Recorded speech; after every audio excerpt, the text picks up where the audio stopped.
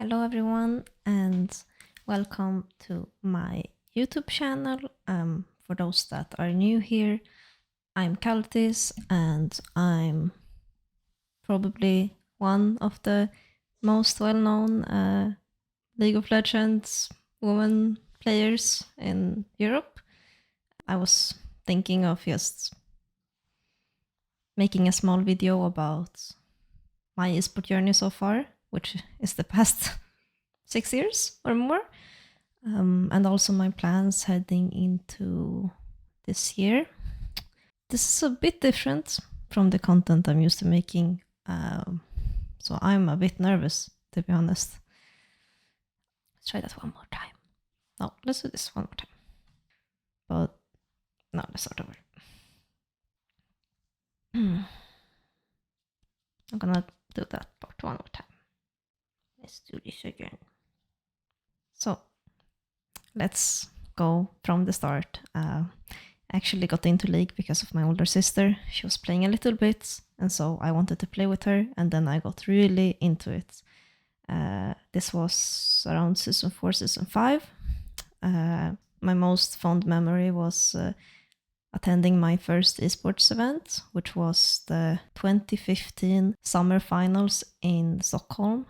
I remember I was like 13 and I didn't really understand the game. I don't think I even had a rank, but the atmosphere just motivated me so much that I knew that I really want to be on that stage one day and compete. And that's what I did. I didn't think it was possible at the time, of course. I was very young. But then a few years later, played full time for 1 year with Out of the Blue. It was the only women's team at the time that had full-time opportunities. Probably one of, if not my most valuable experience growing up, playing in that team. And unfortunately, they closed the project when COVID hit, and it was honestly kind of a good timing for me because I wanted to play ERLs. Back then, I was a very nervous person. I still am, but I was very nervous, like going to tryouts and meeting new people was very difficult. And unfortunately, I wasn't really able to find a team. I didn't have any expectations. I didn't know anything about ERLs.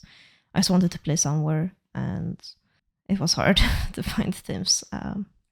Sometimes I wonder, like, if I got more chances when I was younger, maybe I would have been a better player today. But there's kind of no point reminiscing about that. So what started instead was a very hard journey playing mixed scene. I fought through it for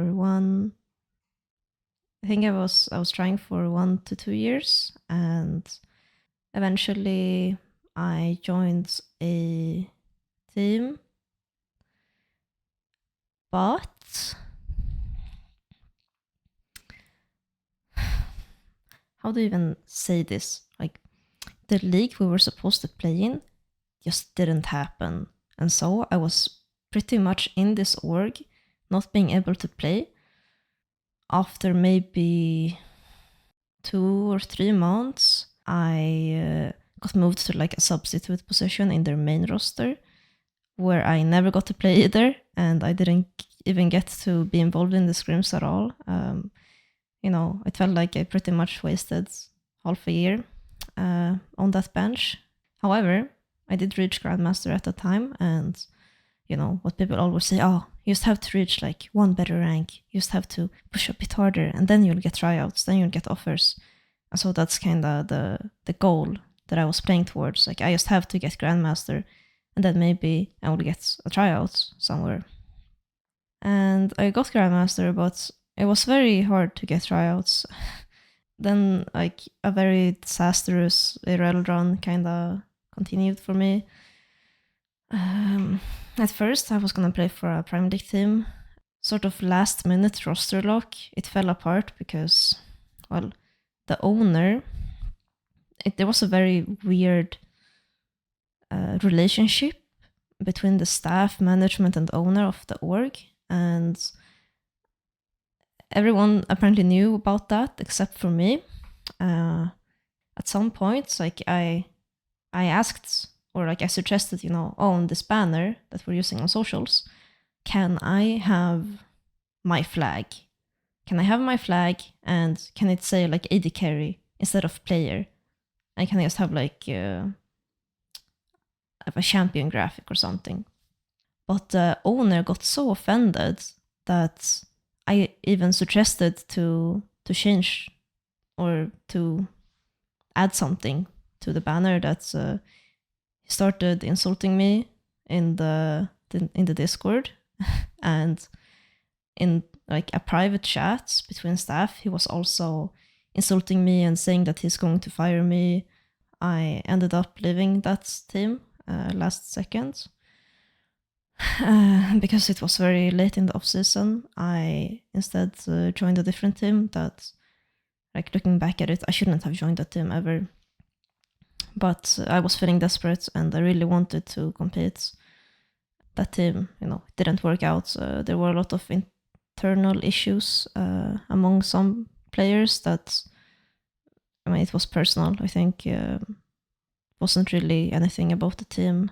It felt so awful, pouring 200% into league and into competing and into scrims, to have some players like really not care. It was just a very demotivating split, and the results were really poor. I ended up not playing the last two officials because I asked the staff, like, can I not play? Like, if you say it's fine, then I would like to not play because I feel so burnt out, like pouring my entire life into this, and half the roster doesn't want to play. That's how I remember it, at least. No hard feelings to anyone on that team, obviously. Because the team after that was also a disaster. I joined a Nordic team. We were supposed to play like a qualifier into NLC. And after they took our team, they signed a second team to play in the like higher qualifier for Div 1 without telling us, of course. And by doing that, they blocked our chance to promoting to Division 2, because now we can't play Div 2 because you can't have two teams, one in Div 1 and one in Div 2. So we actually couldn't play. We got to playoffs, but we got kicked because we're not allowed to promote. And so during a second tournament that we were also playing at the time, the org merged, or like they sold themselves to a different org without telling us. And so we were basically orgless, playing this random tournament, and I don't know, it was just crazy how that happens. But it did. Going into my third team, which, third time's the charm, right? Everything I'm working towards since I'm 15 years old. Like now I would get the chance to play in a proper environment, because as I saw it, the last two teams weren't really a good environment to compete in. And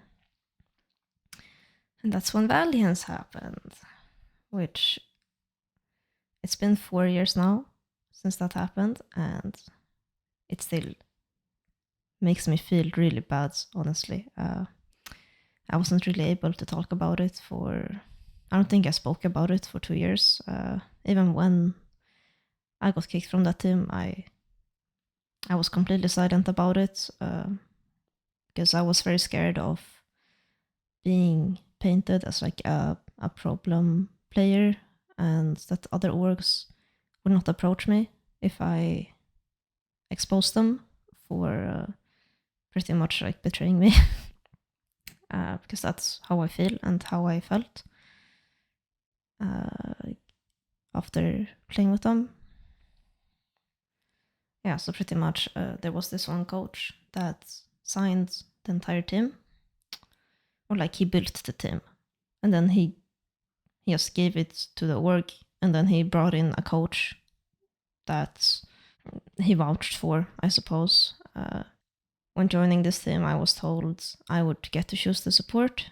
I sent them a list of 3 or 4 players that I wanted to play with, and they did not reach out to a single one of them, I think.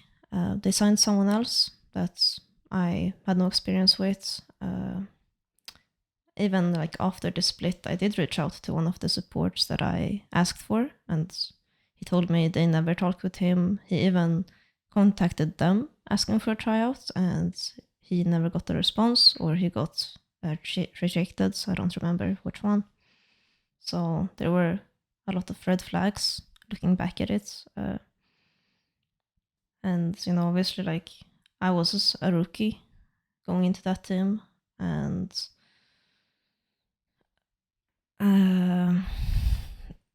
I got the impression after I got benched that they expected me to do the job of a veteran, which, well, they knew. I suppose they knew going into it that I'm not a veteran, and even the coach that signed me, he had seen me play before, so they knew what type of player I was, hopefully.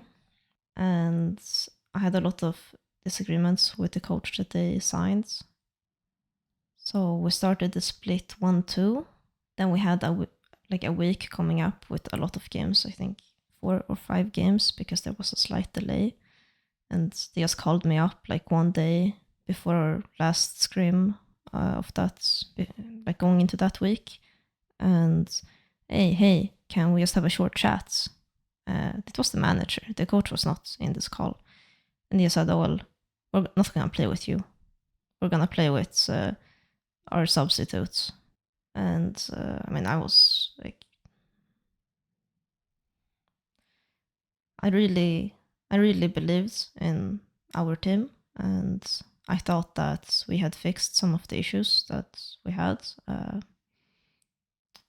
And I was really excited going into that week and playing with them. And in the end, no one stood up for me. No one said anything, as far as I understood. I had to beg them to have a team meeting together, which they agreed to have after the scrim block that I was excluded from. So I waited 5 hours while they were playing, and then the manager writes me, actually, we're gonna delay that because they're tilted from the scrim. And you know, I'd just been waiting for that meeting the entire day. And so I joined the Discord anyways, because what the hell? And they were not angry. They were not blaming each other. They were kind of confused, I guess. Yeah, nothing was kind of said in that meeting. I was trying to get some sort of response, as in, why is this happening? Because I knew that the second I'm benched, I will not play again. They will never put me in. That coach will never put me back on the roster, because he already got what he wanted by getting me out. Because I could tell he didn't like me, and I also tried talking with him, asking him like, why are you doing this now? And like, can you just tell me what to work on? Like, you just tell me what to do and I will do it, because I really want to play. And yeah, he didn't let me, actually. He told me, sorry, I don't have time to talk to you right now because my wife is sleeping and I have to go. And that was it. I was very confused and sad. Like, even 4 years later, it's so hard to talk about, because that was like the thing that I wanted all the time, and I didn't get to do it. Anyways, there's kind of no, like, I'm not trying to point a finger at anyone in that roster. there's a lot of issues in every team, and like in hindsight, I don't know if there's any. I don't want to say like I was perfect and I did everything right, but I did everything that I could do in that moment. If anything, like those months in trying to play roles, they taught me a lot about how like unreliable works can be and staff. Because I felt like that was an issue in every team that I had been on after living out of the blue. Like the Valian's experience, like now the org doesn't exist, so like fuck it, I can say whatever I want, I guess. And I don't really have any hard feelings against the players on that team either. They didn't owe me anything. It's just kind of in my mindset that every team I went into, or like every team I go into, I want to believe in them from the start. And the reality is that will hurt you, and yeah, maybe that's my problem. Anyways, because I was feeling like so hurt by, like, I'm burnt out, I suppose, by that experience. I wanted to have a break from competitive. I did end up making a women's team that was supposed to be temporary, like during off season, because the season was still going. I had terminated my contract because I did not want to represent that team that hurt me so much. So now I had 2 to 3 months of not having anything to do. I built a roster together with Tiff and Karina. We wanted to play Prime League and women's tournaments. We did end up going to Bahrain and winning the women's tournament at the time. And we got picked up by G2. And I feel like getting picked up by G2 at the time, like, they may not have known how broken I was from ERLs, because I still wanted to play ERLs. I was striving for ERL teams when they picked us up. And in a way, I think they kind of saved me from going in a bad spiral or something. I don't know how to say it. While staying with G2, my motive was always to play ERL again. That was my goal all the time. It was my motivation for improving and for having good results with G2 and playing solo queue. It was to play ERL.